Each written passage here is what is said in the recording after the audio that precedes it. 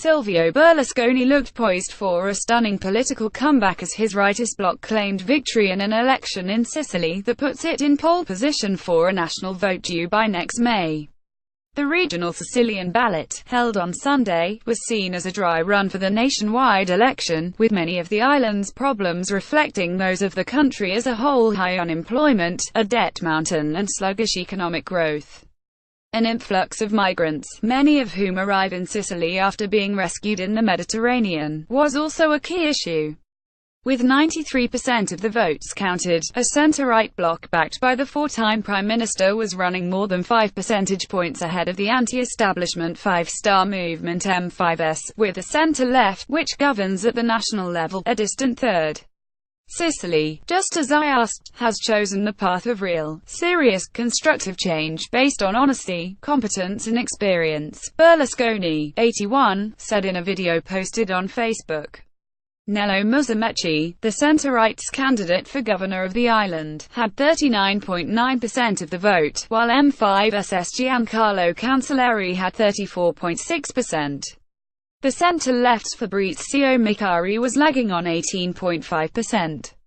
The result puts Berlusconi back on the political map after years of scandals and graft allegations which seem to have reduced the billionaire media mogul to a spent force.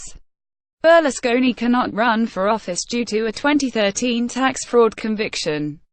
But he hopes the European Court of Human Rights overturns this ban when it reviews his case later this year, which would pave the way for a possible national challenge. He returned to the fray after open-heart surgery last year and campaigned actively in Sicily. Even if the courts deny him the chance to run, he would be an influential figure should the centre-right capture power again nationally. The result on the island deals a stinging blow to another former Prime Minister, Matteo Renzi, head of the ruling Democratic Party PD, which is locked in feuding with erstwhile leftist partners. After a raft of vote setbacks in recent years, Renzi has many critics inside the PD who may now try to mount a challenge to his leadership. Defiant in its defeat, the anti-establishment M5S vowed to reach national government next year, and its leader Luigi Di Maio declared the PD politically dead. Opinion polls suggest the centre-right will win next year's national vote, but a recent change to the electoral law is likely to stop any one bloc winning an absolute majority of seats, resulting in political gridlock. Sicily is traditionally a centre-right stronghold, which was poached by the PD in 2012 thanks to splits in the Conservative bloc. This time, Berlusconi reunited the coalition behind a widely respected leader with a far-right background.